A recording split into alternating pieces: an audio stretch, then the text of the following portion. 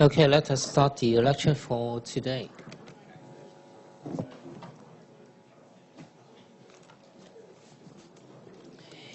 So first of all, a little bit recap on the frequency response analysis. Okay, we carry out the frequency response analysis of a control system.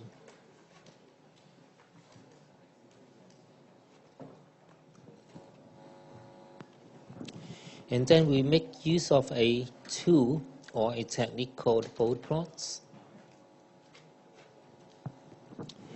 And then how we construct Bode plots.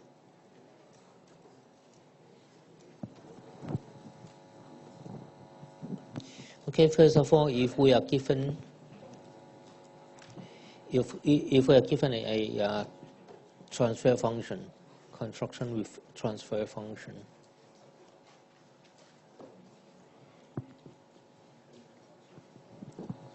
so the first step is to write the transfer function in products.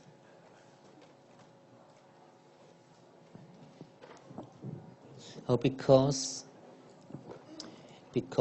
the multiplication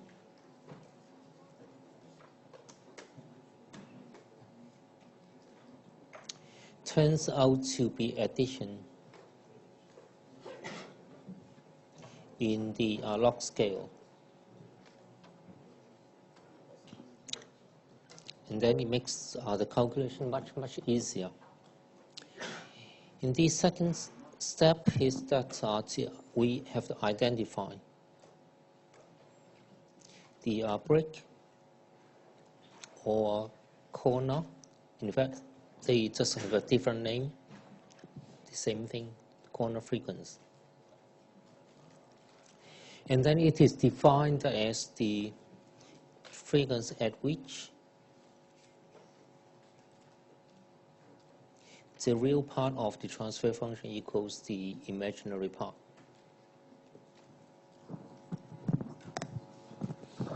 Then the third step is to draw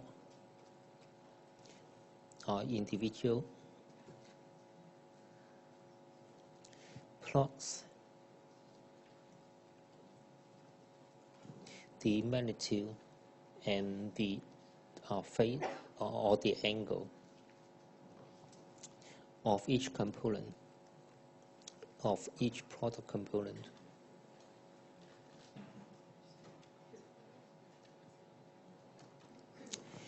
Then combined,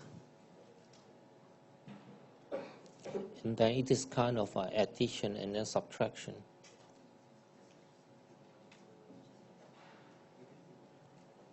To have the final Bode plot.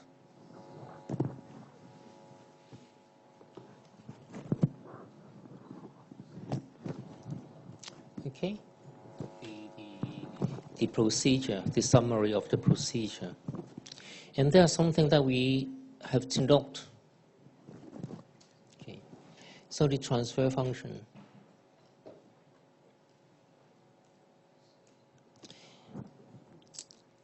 Generally, in most cases, the transfer function can be written as a numerator and then a denominator.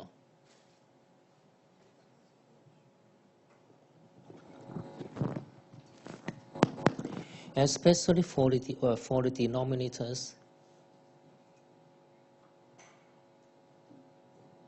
the magnitude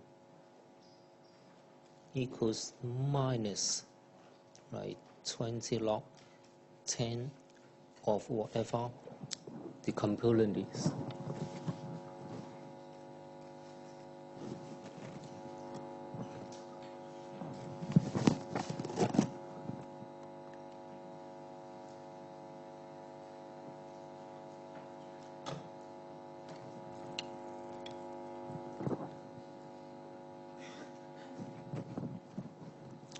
And then for the angle, it is the minus of the arctangent, okay, of your component. So these are the several points that you have to note down, right, to get the basic procedures. So far, okay?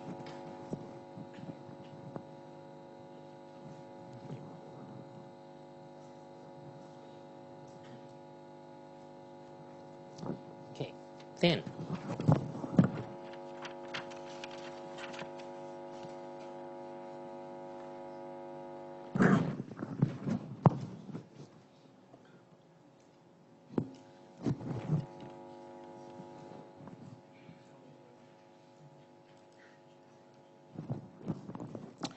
we take a further look at what the bullpup can tell us.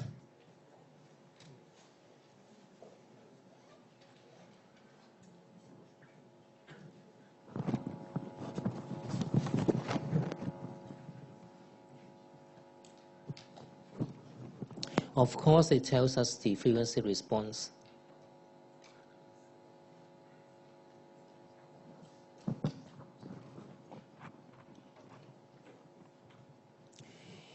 And then we can make use of it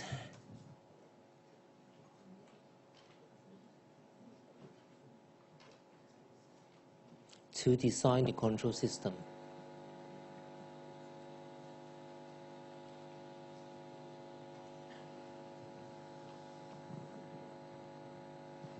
So for a workable control system,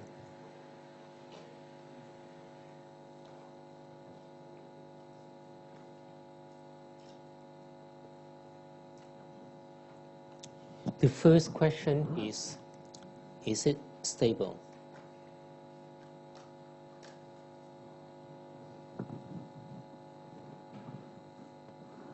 Okay, otherwise your system is useless.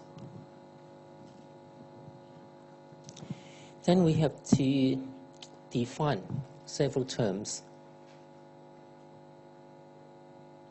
First of all, the first term is a gain margin. So it is defined as how much gain can be increased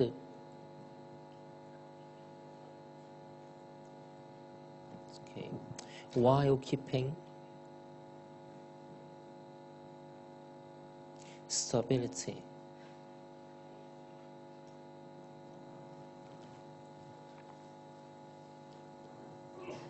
And then the second definition is called phase margin.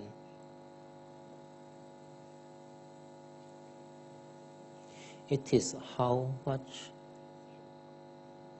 phase can be changed while keeping the stability.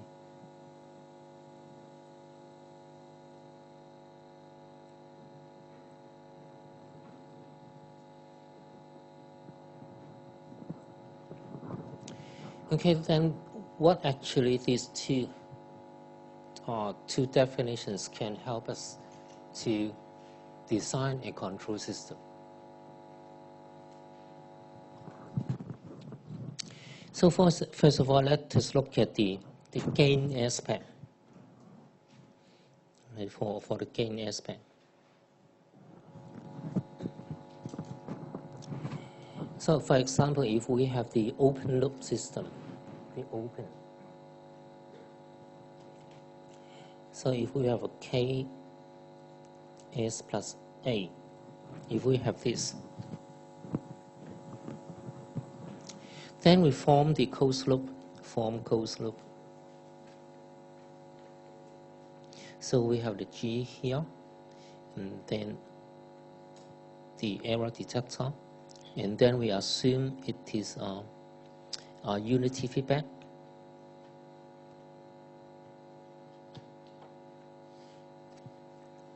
And here with our reference and our controlled output.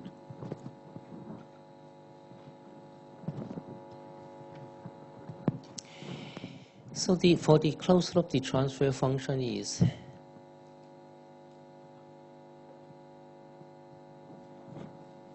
the output divided by the input. So it is 1 plus G and then G.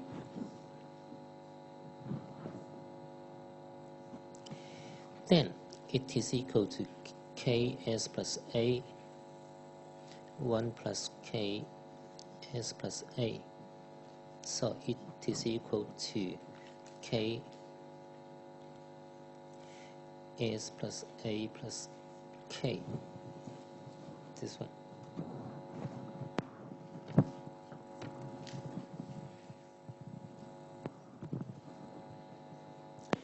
Then by the final value theorem,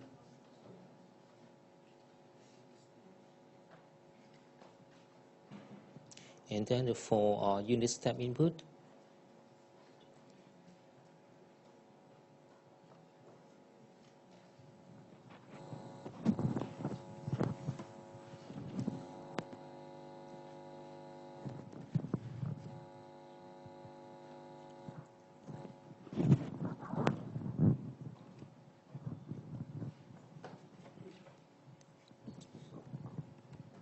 so the transfer function becomes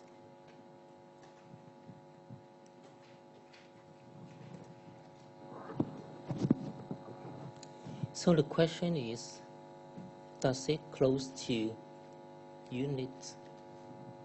Okay, that is 1 unit step input.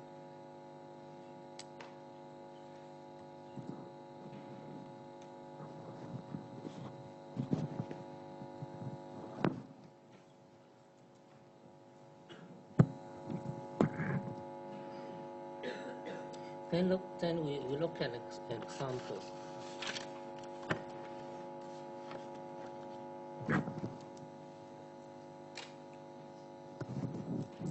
So, for example, if A equals 1 and then K equals 1, then the transfer function becomes K A plus K is 1 plus 1 equals half. And then it is not close to the unit step input.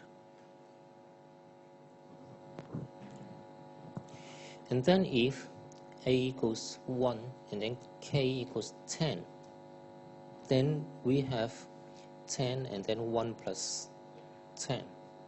So 11, 10 over 11. So in this case, it is approximately 1, and then it is close to the unit step. Okay? So what we can see is that to reduce a steady state error, they need to increase gain.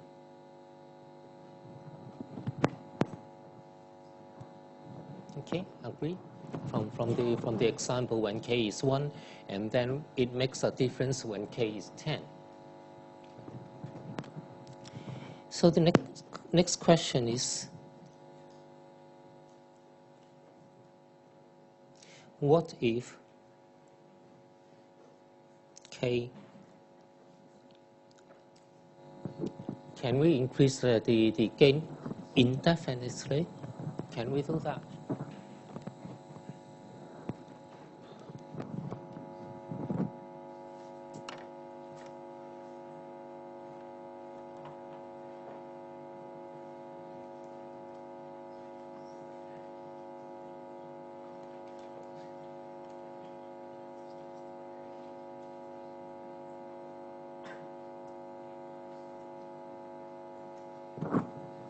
we try to look at some computer simulation.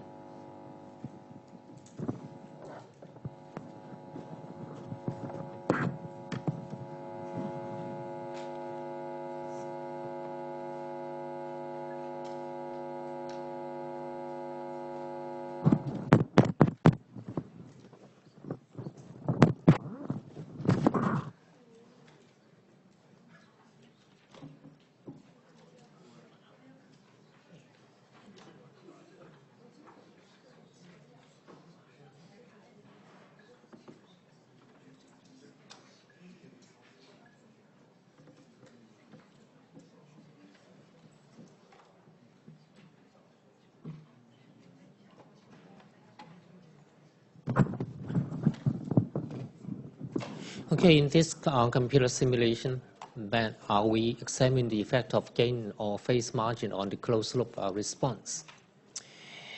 So on line 5, it is the program management. We clear the screen, clear all the variables, we close all the figures, and then we stop the program using the debugger if there's an error.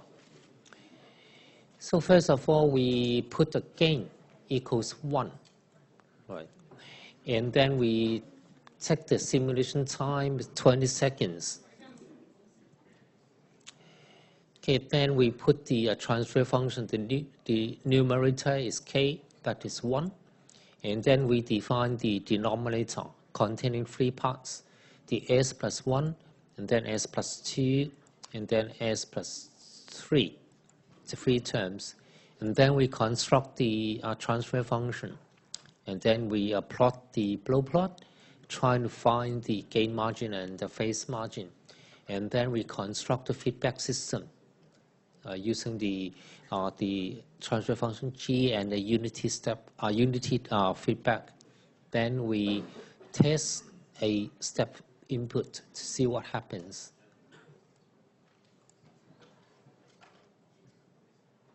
So the program is running. Okay, here it is. So our system is this one. Okay, it is.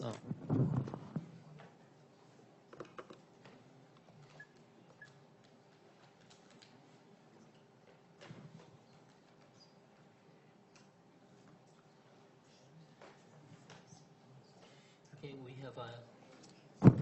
we have an example system. Right? The G equals S plus 1, S plus 2, S plus 3, and then this K.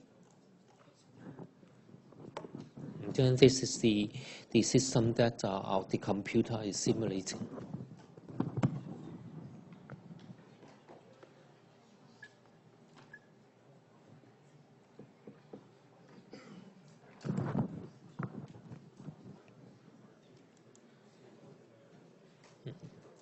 So when K is 1, our open loop system is this one, like this. And then we construct the feedback system using a unity feedback. And then what we have is the bow plot. And then our output corresponding to unit step. The first thing we observe from the step response is that the magnitude of the output, right? Our output follows a steady step, but the magnitude 0.15, it is not 1. It is far away from 1. So what we can do, okay, we take a look at the bow plot. So by the definition is that the gain margin 35.6 decibel at this particular frequency, the phase change just by minus 180 degrees at this point. Right? We can increase the gain to 35.6 decibel. And the gain corresponds to the numerical value of 55.6 divided by 20. That is 60 times, right, before our system turns into instability. Okay, then we test a lot of gain settings. What is the K that it should be? So we put it the maximum 50, right? It is below the 60, so that we can maintain a stable system. And then for the smaller K is kind of indexing. Try to index what is our gain from 1 to 50. And then we construct a transfer function. And then we find out the margin, the gain margin, the GM here with this index. And then we construct a feedback system. And then we do a unit step simulation. The output is put into the Y variable. Then we also construct a linear system simulation. The output is put into the Z variable. For the linear system simulation, we use this control, a sine function control input. Then after all the tests for different gain values, we plot it out. Okay, plot the gain margin and phase margin, and then we plot the output, the Y variable, and then the linear simulation within the Z variable. Okay, see how it runs. Okay, so let us start from the figure 1, right? So figure 1 is as before our original system. We looked at the gain margin is 35.6. And then this is the response below 0.15. Here in figure 3, for different setting of the K, the gain, right? For the blue plot, it is the gain margin. The gain margin stays quite stable around 30 here, 30 decibel, up to when the gain is around 45, so that the gain margin drops. Okay, it is one of the characteristics that we pay attention to. And then for the curve in the orange, it is the phase margin. Here, it is a jump, right? The gain margin from around minus 180, and then it suddenly jump to here. Here at this point, and then it exponentially goes down around 0. Okay. So this is another characteristic that we observe. Okay, for the step input, the output response, when the gain is very small, right? The steady state, it is far away from 1. And then we increase the gain, increase the gain. Okay, so the output response is getting close to 1. Okay, we further increase the gain, we further increase the gain, further increase the gain. Suddenly, the output turns into oscillation.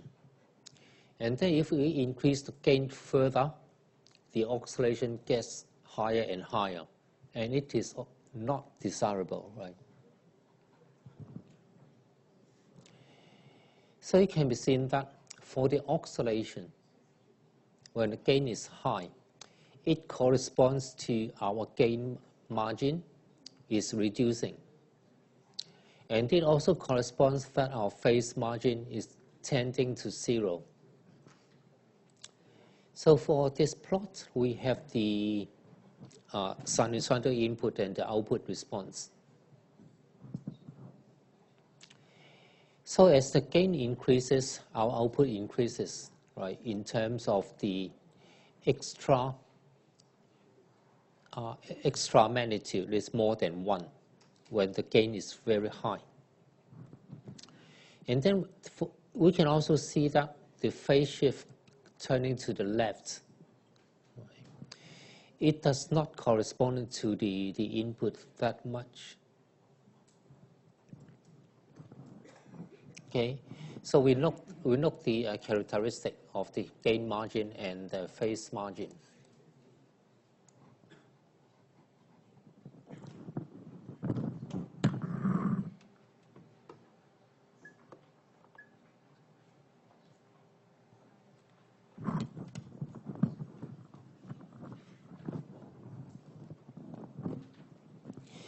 So we see from the simulation, when the gain is small, K is small. So we have the steady state error.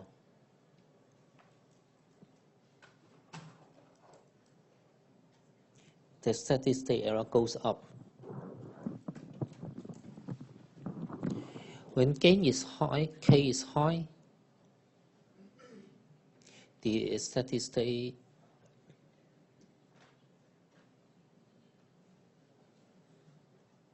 goes down. But the response tends to oscillatory.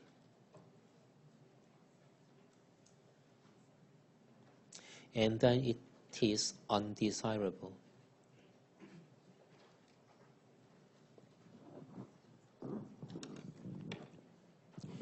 So at the extreme case, K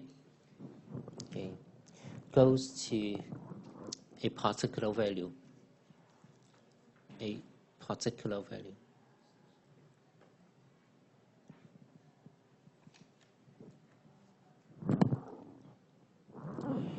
is a particular value of K such that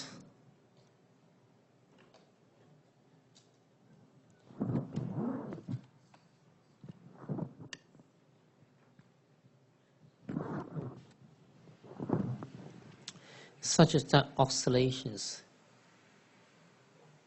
continues. So what is this particular K? So what is this value?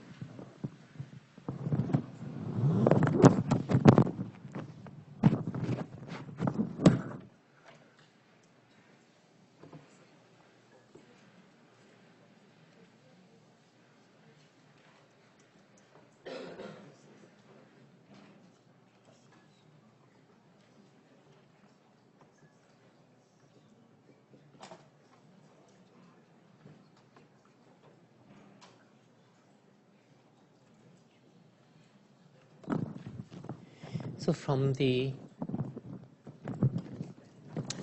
bow plot, okay, we see that the gain is 35.6.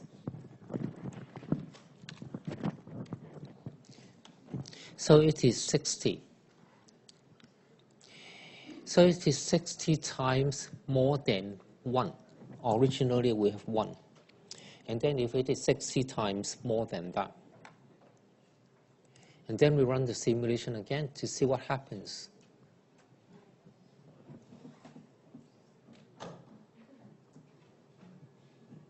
So we have the oscillation, and then the oscillation still keeps on going. Right. So this is on the margin of the stability.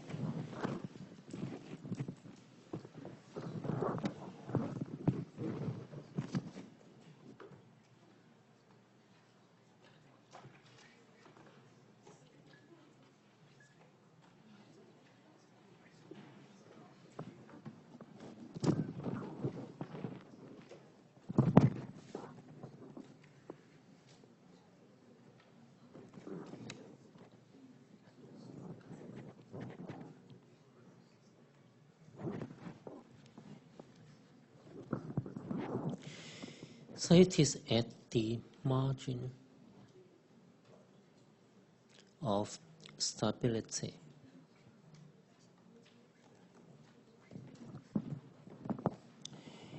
So the K, it is the gain margin. Okay, the gain margin with respect to the original system.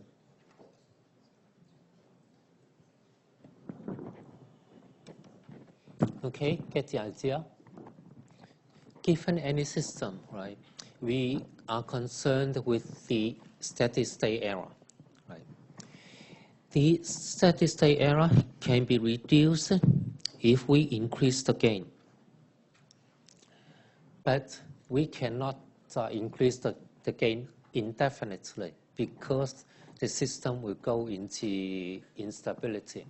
Okay, and then how much the gain that we can increase is given by the value called the gain margin. Okay, is that okay? This idea.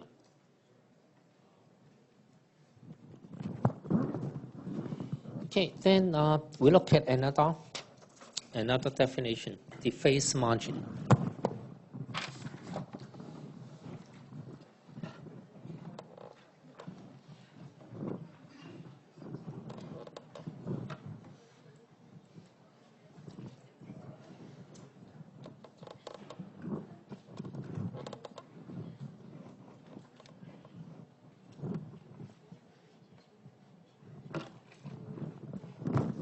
Okay, for the phase margin.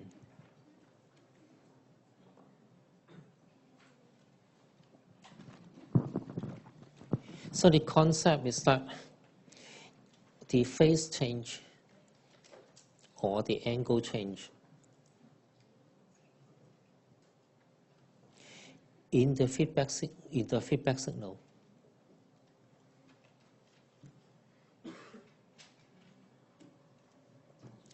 can cause instability.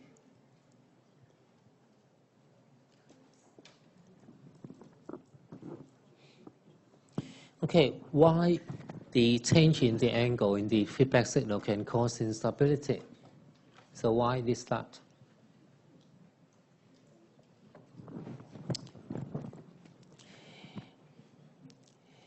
So for example, we have a system here.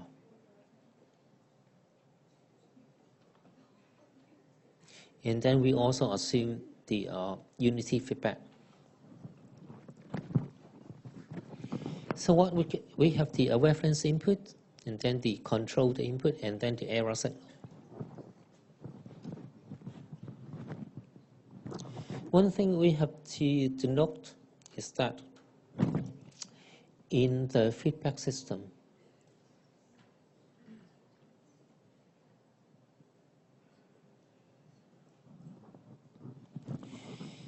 the system is the open loop system. Is effectively driven by the error signal.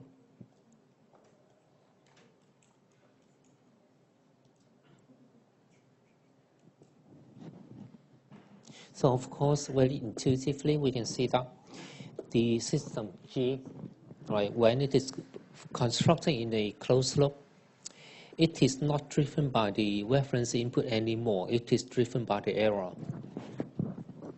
So everybody agree with this? Okay. So based on this statement, so now if the feedback signal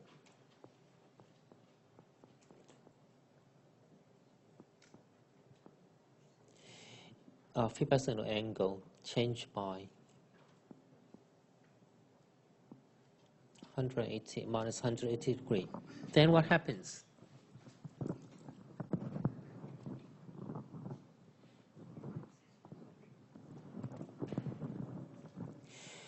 Then the negative feedback.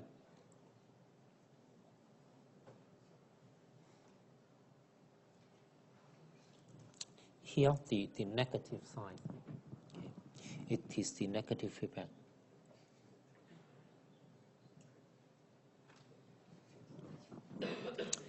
So the negative feedback becomes positive feedback.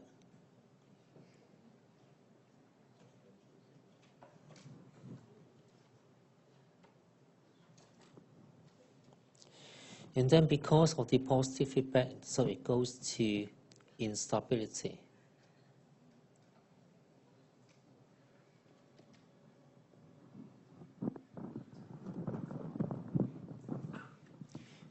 Is that okay? Any question on this statement? Right. The system will be unstable if we put the negative back and then change it to positive. Then it causes instability. Okay? Agree?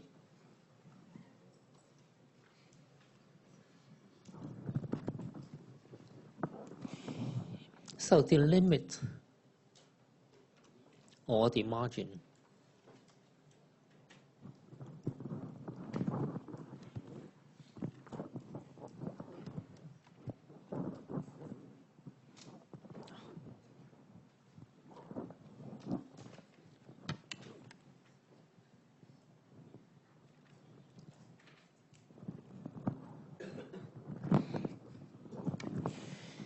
the limit of the margin is that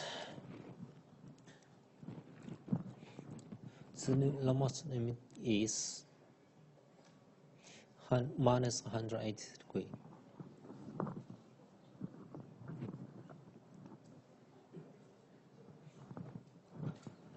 So if the feedback signal is less than 180, so we do not change the negative feedback into positive. Got this idea? We do not invert. It is not sufficient, right? So if the feedback of phase change is less than 180, for example, the minus 90 degrees, right? So it is not sufficient to turn positive feedback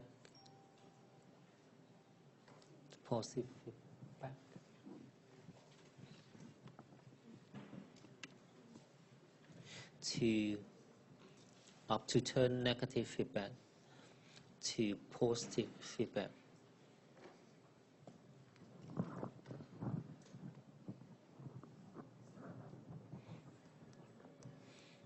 Okay, got this idea?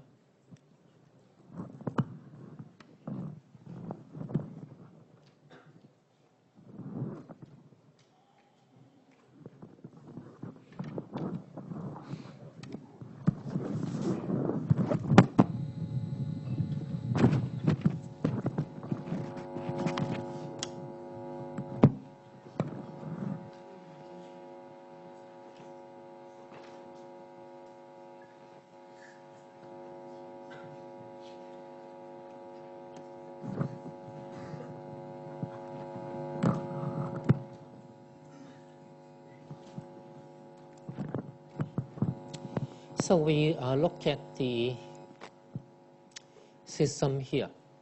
Okay, it is as we saw in the example, it is S plus 1, S plus 2, S plus 3.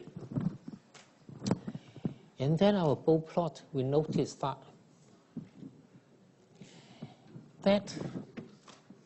the response at high frequency will go beyond 180.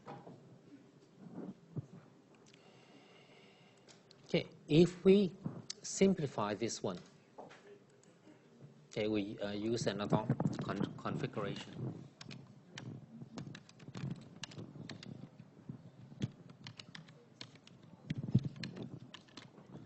just 2 terms only. We keep the gain as 60, then what happens then?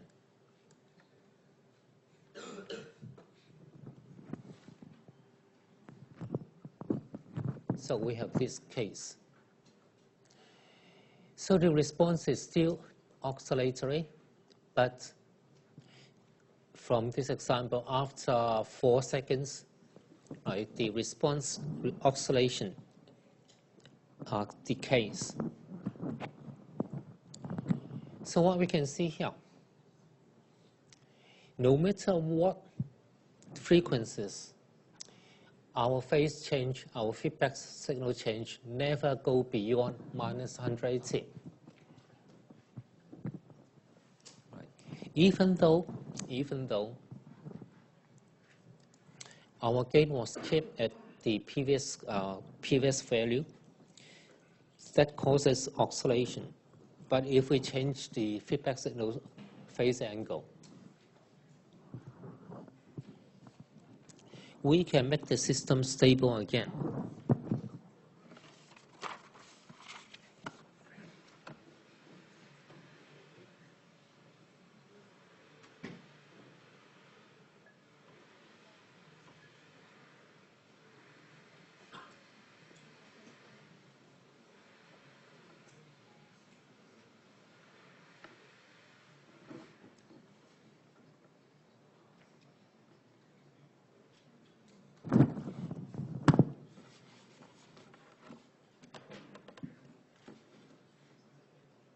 So we make a summarization or make observe.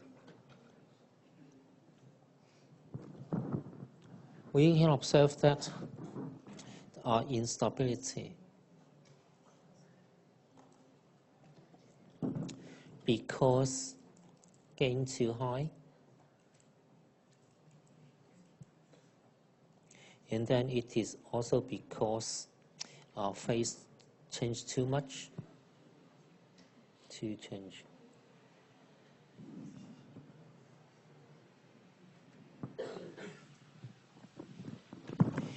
So solution to maintain stability.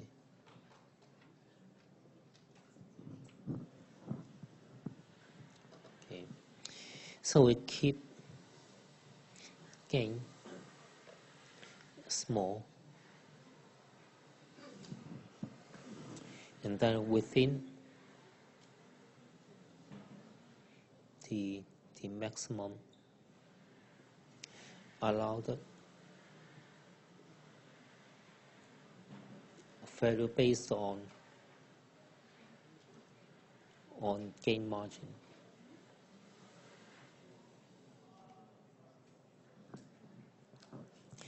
And then the second solution, right, is to keep phase change within maximum allowed, that is the 180 degree, and then it is based on gain margin.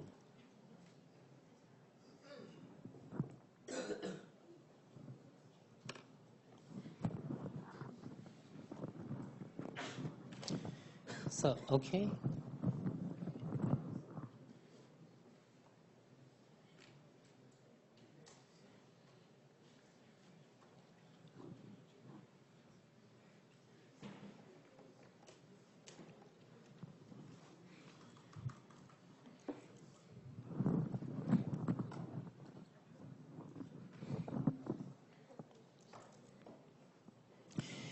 So after ensuring the stability, right,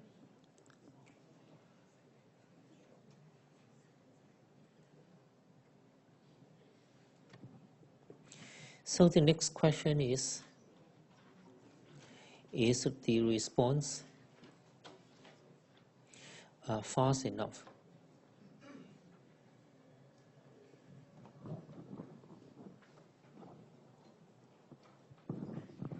So what is a good response and what is not a good response? Okay, if we have time here, and then if we have the unit step,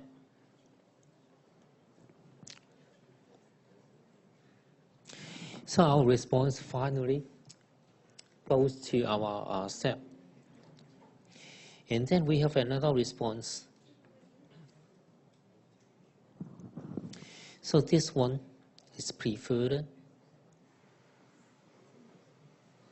And then this kind of response is not desirable, undesirable.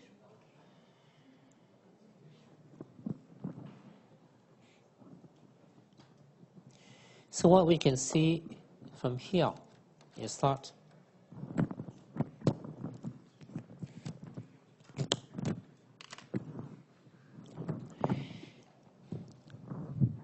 we look at the definition of bandwidth.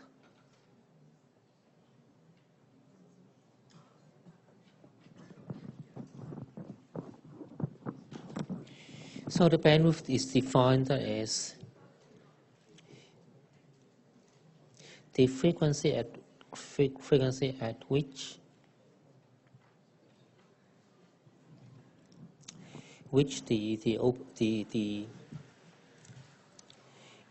the response is minus 3 dB with respect to response at zero frequency.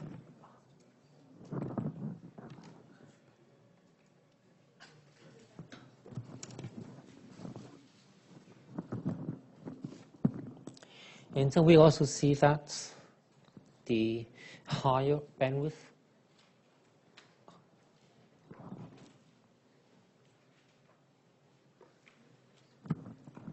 we can see that higher bandwidth gives us a faster response.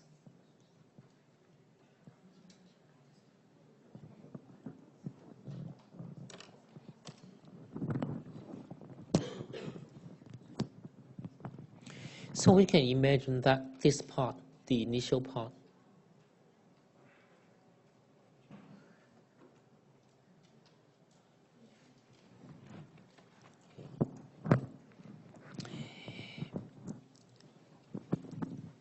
and then we compare to another signal like this one.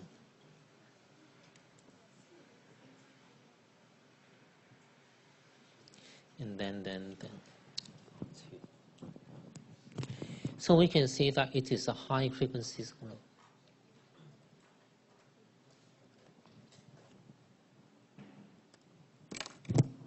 And then for the black, this one, it is a low frequency signal. So from this observation, we arrive at this conclusion that we have if we want a faster response, then we need a higher bandwidth.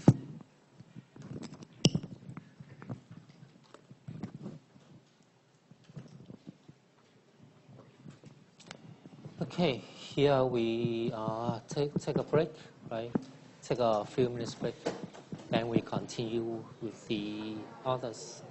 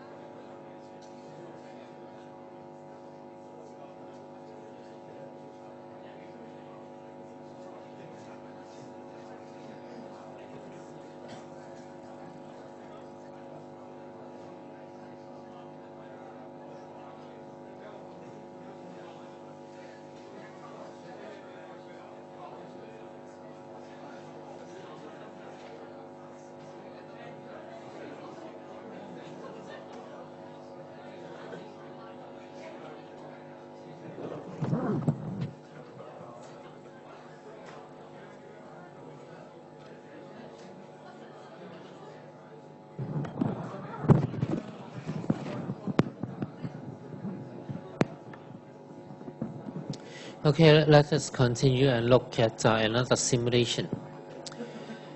So what is the effect of the phase margin or its relationship with bandwidth, and see how bandwidth can affect the response to unit step input function.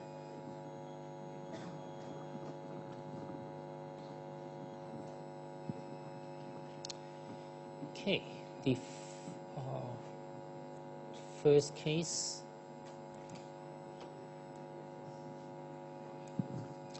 So in our first case, the system is just as the integrator, the S, and then the S plus 1, and then 2 only, just the gain factor, 2 only. So in this case, we have the bandwidth 0.71. And then for the second, and then the bow plot looks like this. We have a very high phase margin, 65.5 degree. And then for the second case,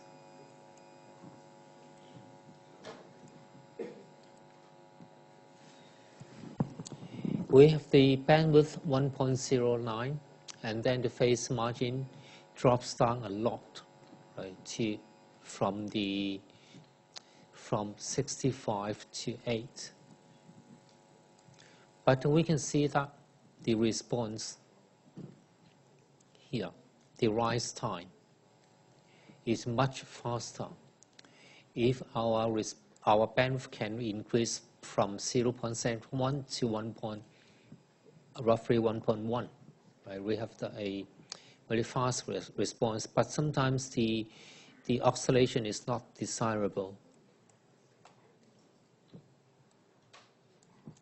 And then we have another case. The other case is that if we if we try to reduce the oscillation by limiting the bandwidth to quite an extreme case, that will limit the bandwidth to 0.05. Okay. So we bring back the phase margin to a very high value, but the response, okay, it takes about 100 seconds here. And then compared to this, the response could be less than 10 seconds. Right? And then even the original case, the response could be around the 10 seconds. Right? It is much better than the sphere limit on the bandwidth.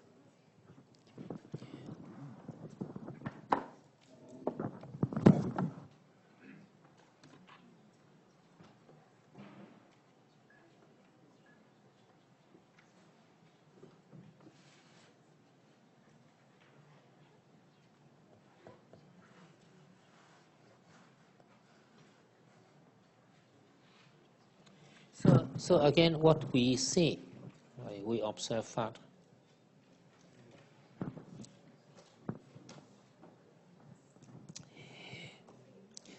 can change our system characteristic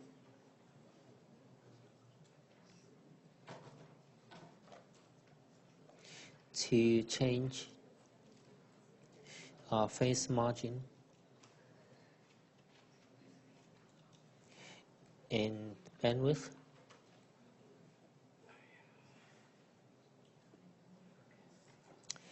That is to change response time.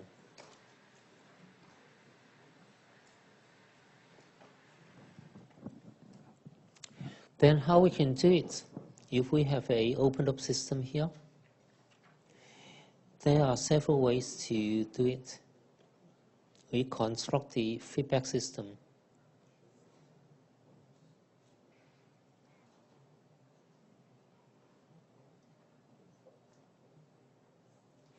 For example, H1, H2, X3. So we note that the open loop now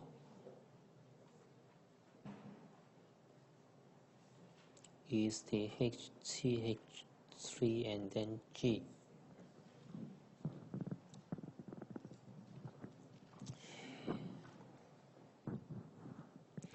So we design H2 or H3 to change the open loop characteristic.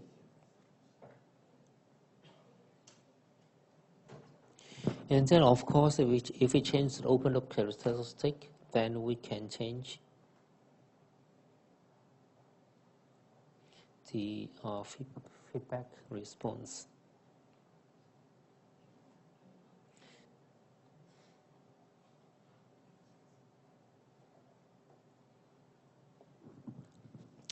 Okay, so far, is that okay? Yes.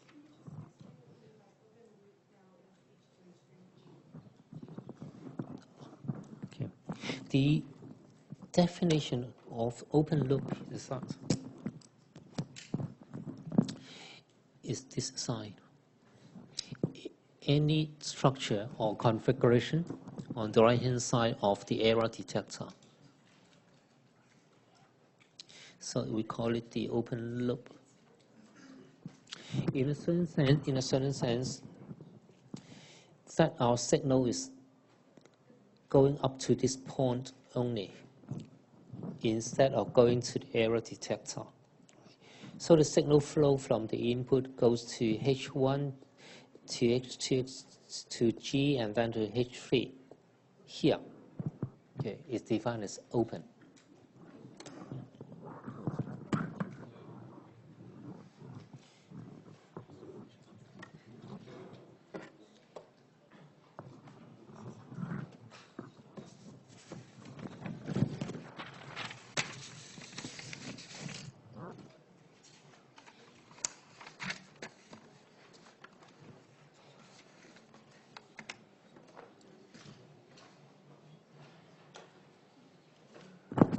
Then we move on to another subtopic, right? The quadratic terms.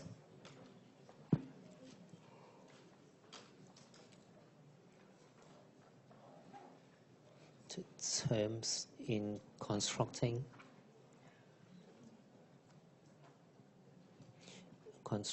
the Bode plot.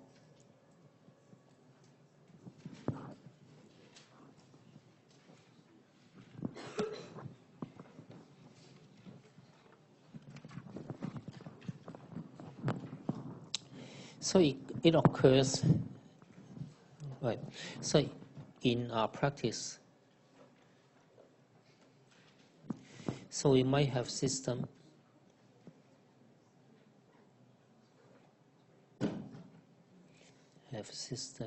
like this kind of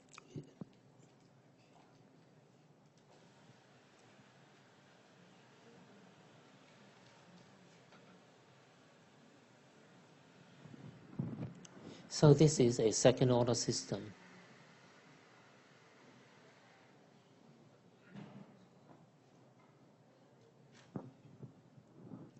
Then the second order because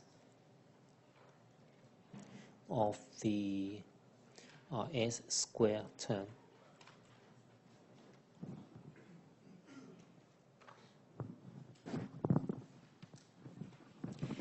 So in Bode plots, so one of these procedure in constructing the Bode plot, okay, the first procedure is what? To represent them as product terms. Remember that? Or to factorize. So we factorize into product terms.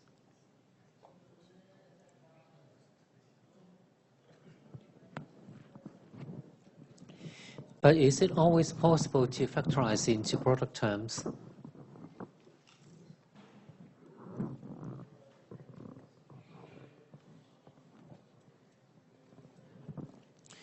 Now for this case, okay, for the s squared plus 2 omega.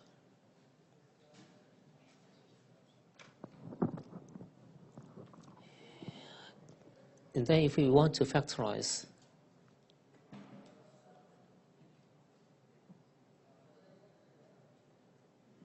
then we have to calculate s equals the minus 2 sigma n plus minus 4 the square n square minus 4. So that is completing the squares.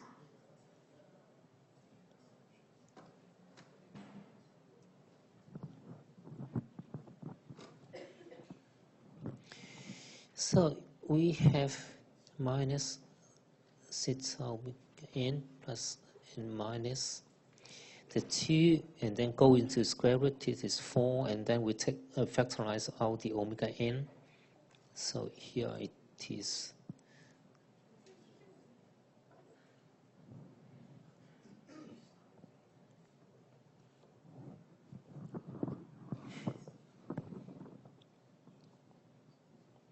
so we have the S1 equals A plus JB, S2 equals A minus JB. If so we put A equals minus 1.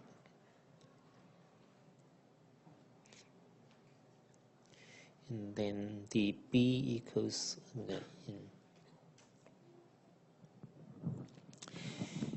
the problem is that it will turn into a complex.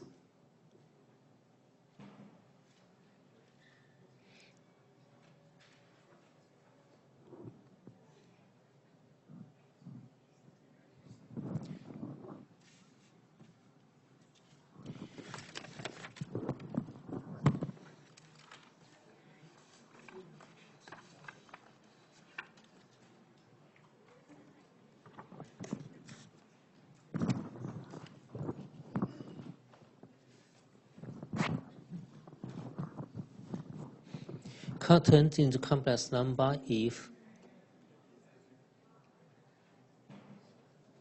our damping factor, okay, this is the damping factor.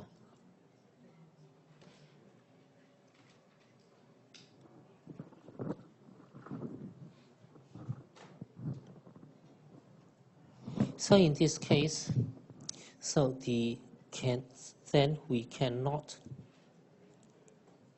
find the break frequency or the corner frequency.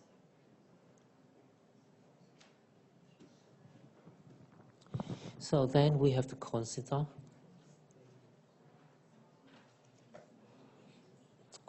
the quadratic term.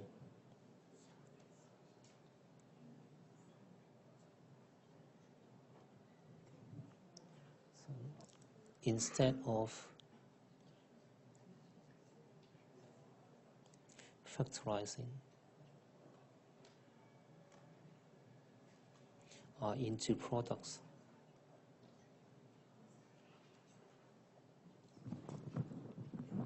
Okay, got this idea?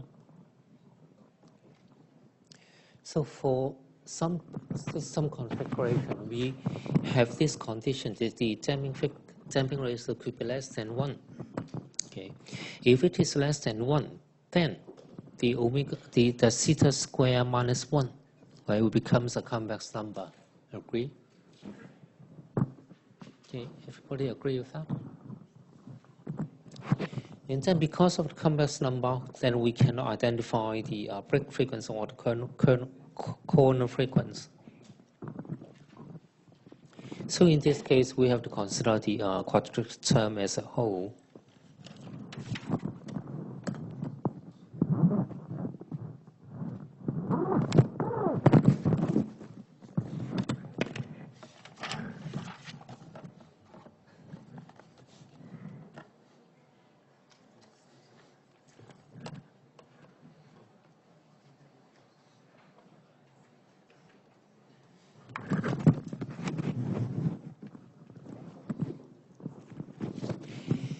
So now in the quadratic term, we have g of s equals a square plus t theta.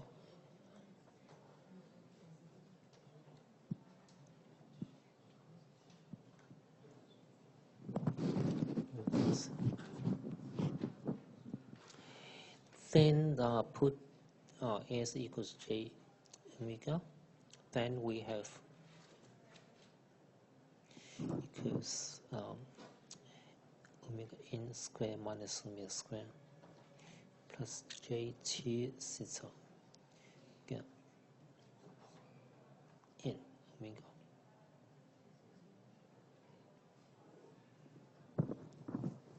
And then if we put the numerator, okay, factorize out, so we have 1 minus omega square.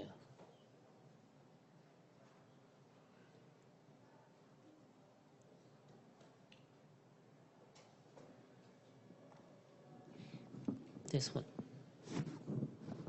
So we divide the numerator and the denominator together with by omega n squared. So we have this expression. So now the magnitude, it is 1 minus omega, the real part, square, plus the imaginary part square. Okay, so it is 4. And then take the square root. This is the magnitude.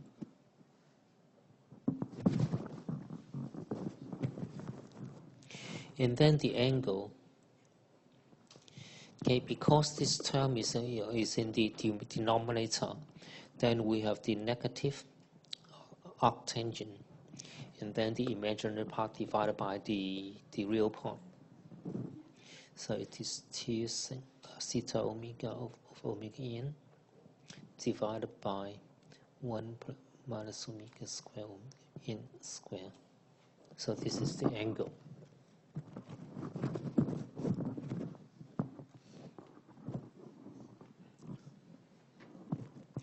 So in this case, we can identify something, right? This, the real part leads us to some simplification. So we define omega equals to omega n. We call it the resonance.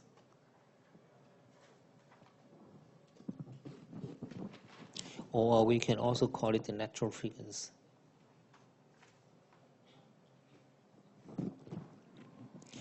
So for this condition, when omega equals to omega n, then so it is equals to 1.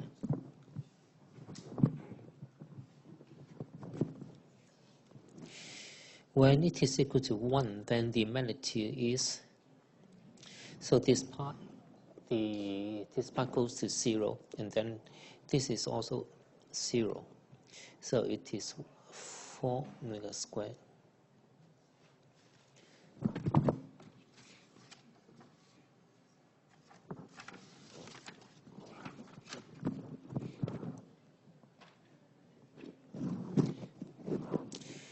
And then, okay, it is the magnitude depends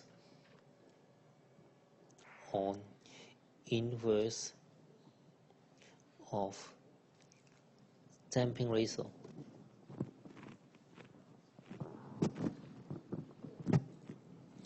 And then the angle at this time,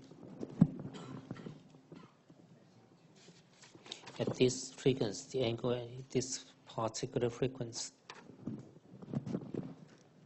So it is arctangent minus 1 and then 2 so, and then it is 0. So it is minus 19 degrees. Particularly for this condition.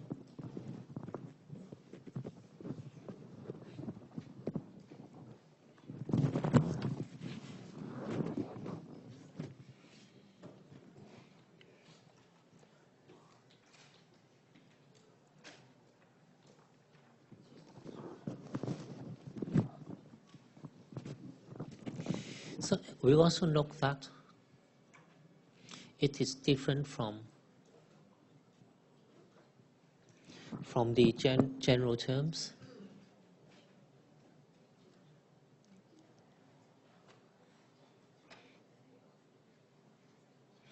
The general terms, for example, 1 plus j omega, right? Or a plus or j omega.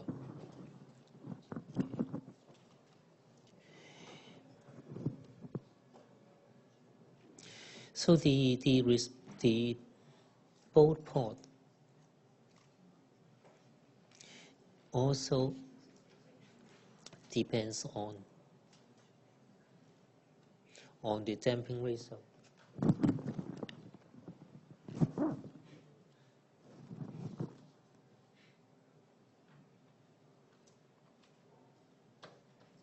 So this is the particular characteristics of the quadratic systems.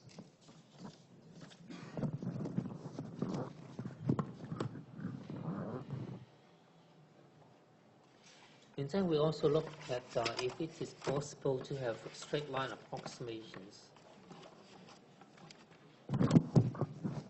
So do we have a straight line approximations?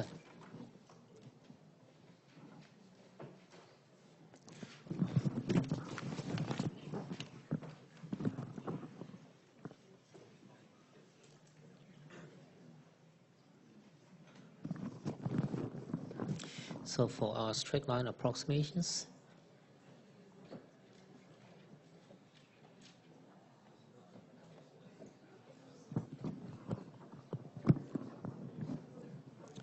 so we consider several cases. So consider when the omega is much smaller than omega n, right? Then the real part, so it is approximately equal to 1. Okay, then omega n tends to 0. And we also found that this term, then square. Okay, so it is approximate to 0. So the magnitude when omega is much smaller than omega n, so it is minus 20 log 10, 1. So it is 0 decibel at this condition.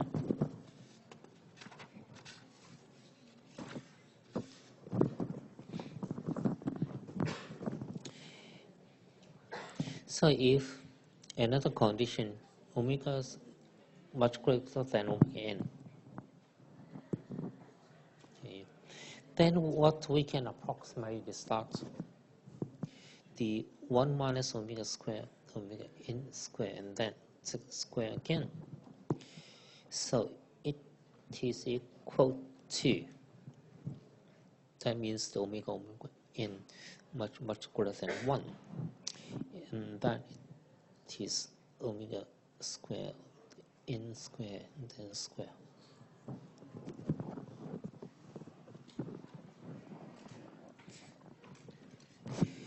And then it is also much greater than the 2 theta omega n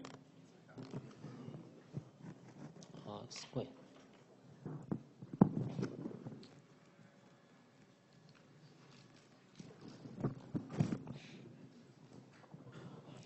So the magnitude becomes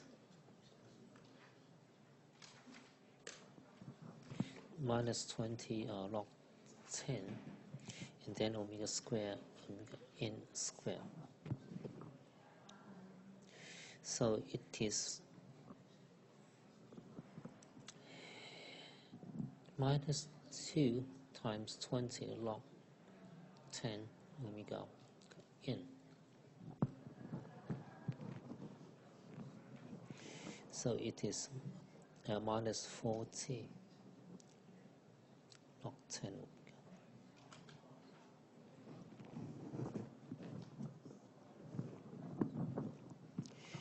So what we can see in the bow plot is that there is some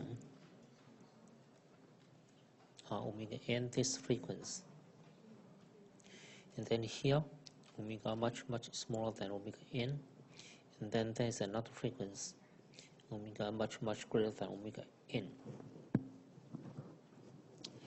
Here it will be minus 40 decibel, and then the intercept of the straight lines to the omega n, and then here it is 0 decibel.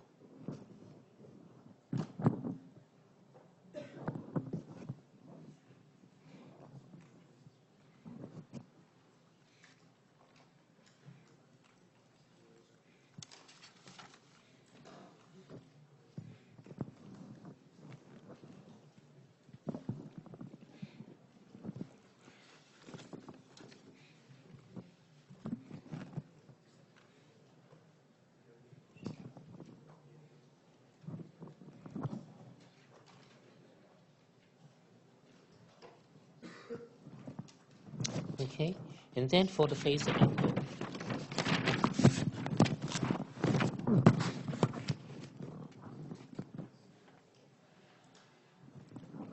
so for the phase angle,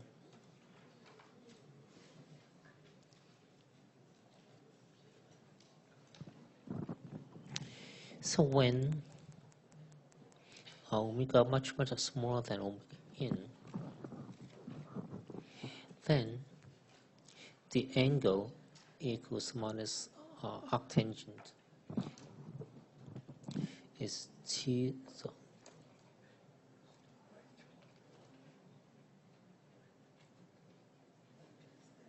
So in this case, omega for omega n tends to 0. So it is minus arctangent. So it is 0 over 1. So it is 0 degree. Right, the imaginary part is 0, and then the real part is 1. That will give us the 0 degree. So when omega much greater than omega n, then what we have is the angle. For this part,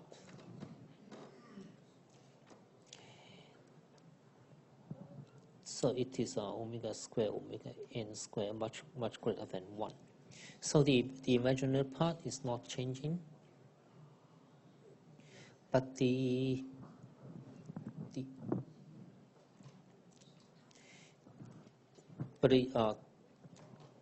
this part, the second term here is much greater than 1. So we have this one.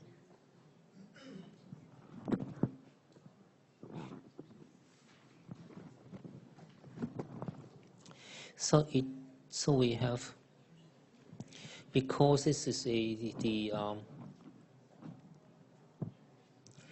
up equals 1 minus infinitive.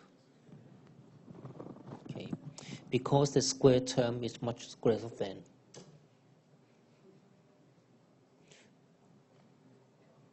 Much larger than.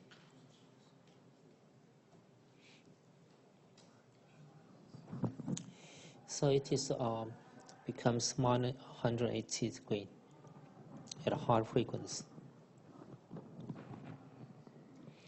Then we have seen, and then we can see that when they are equal, then the angle. So and then it is 0, so it is minus 100 degree. So for the angle here, we have the 0 degree, minus 90 degree, the minus 180 degree.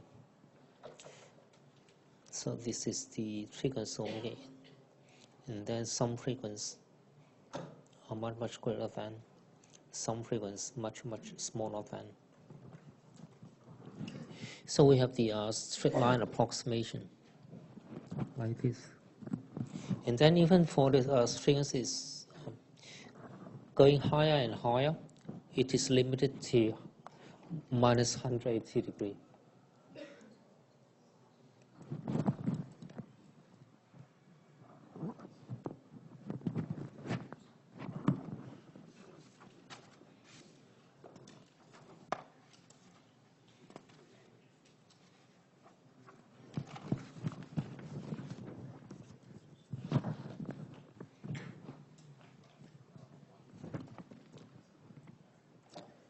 Okay,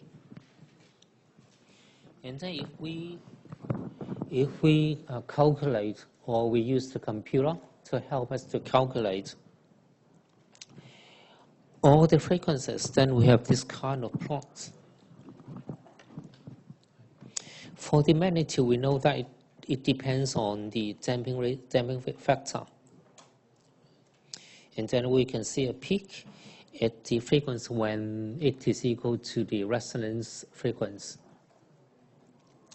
And then for the phase angle, at the resonance frequency it is minus 90, and then at higher frequency it is minus 180.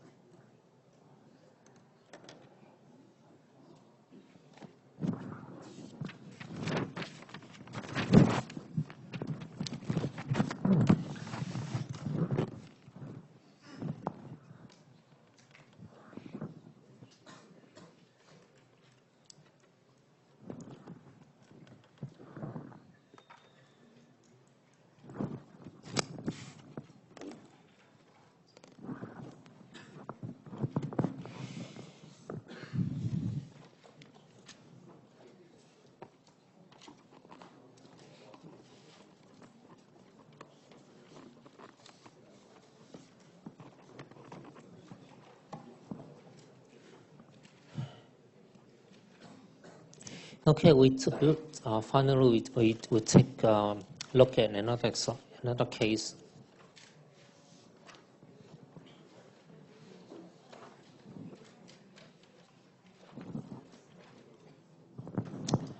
So now we are interested to know, okay, what frequency the omega star, but the magnitude is maximum.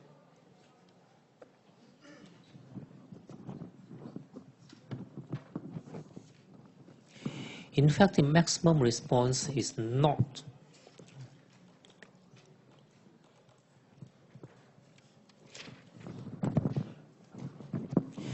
So the frequency at which that is thin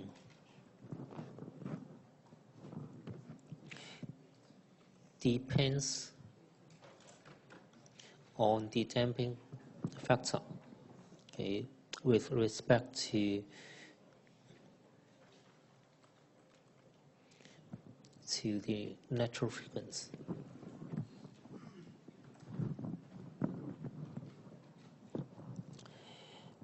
Okay, we take a look again at the magnitude.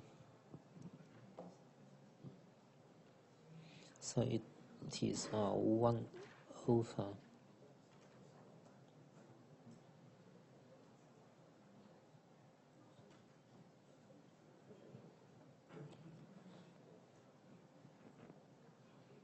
then the square root.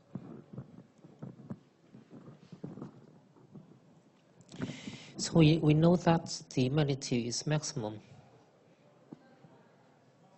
when denominator is minimum. Okay, agree with this? If we have the denominator that is small, right, then the overall value will be large, right? So when the denominator is minimum, then this magnitude will be maximum. So how to find the minimum of the denominator?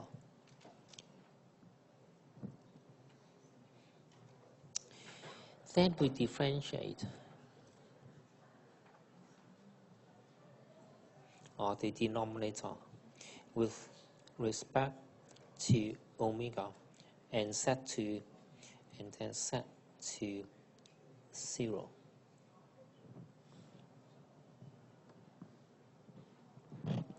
Right, this is from the calculus.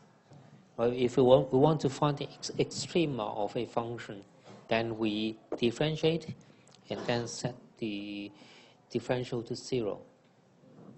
Then we will have either maximum or either a minimum.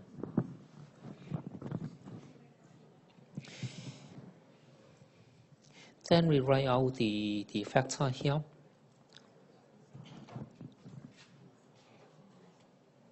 So we have 1 minus omega square omega n square plus 4 theta square omega square. So it is equal to n square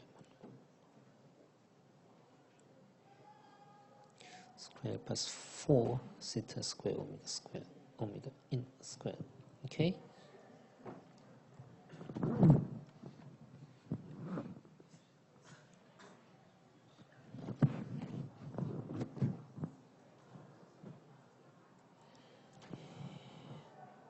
So it is equal to, take the square here.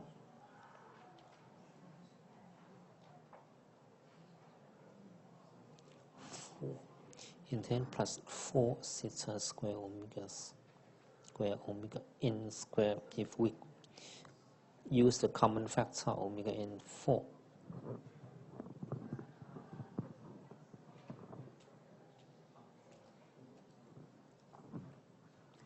Then we differentiate this with respect to omega.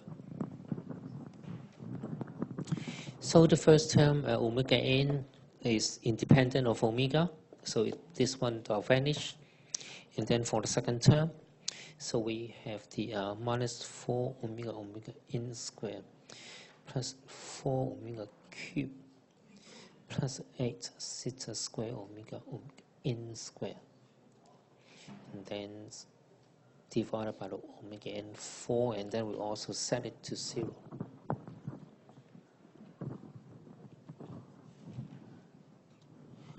Then we factorize the omega. Then this becomes 2. From 3 we change to 2, set to the second power.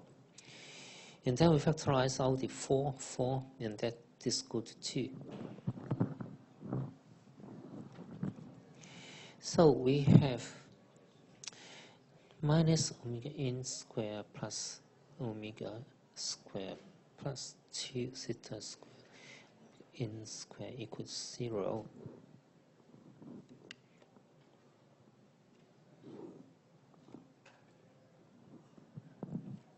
And then we also factorize out the omega n there.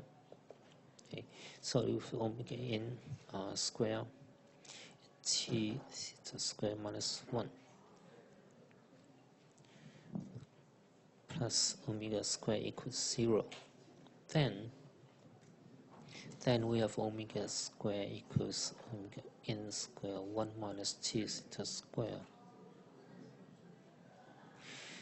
And then for this particular frequency, it is omega n square 1 minus 2 theta square root. So this is the frequency of the extrema. Okay.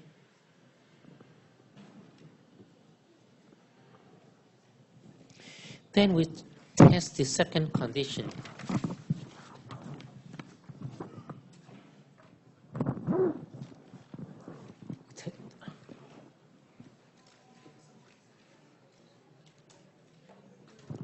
We test the second condition that we differentiate it again.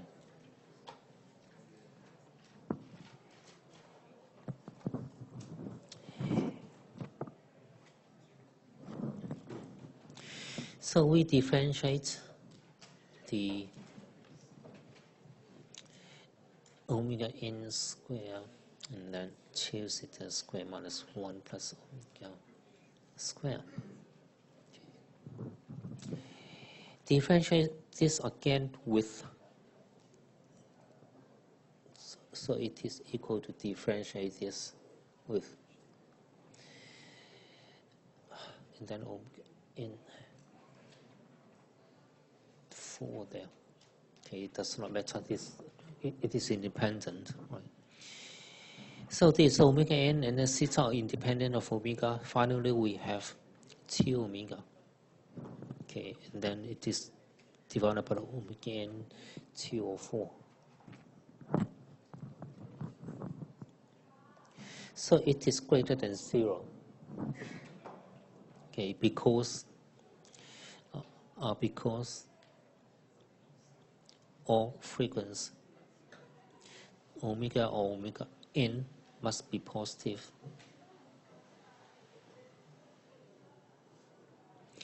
And then because of this condition,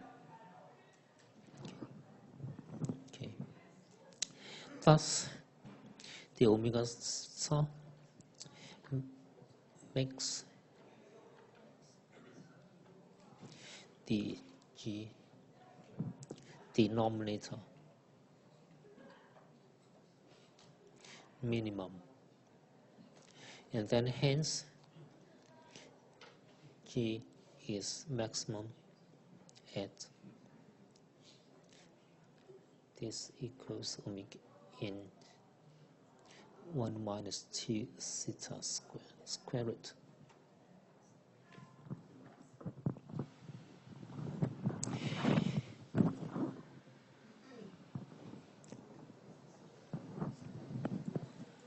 So what we can see is that we note. Okay.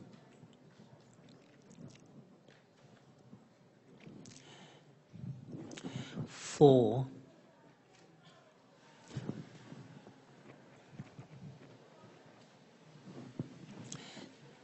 the maximum response,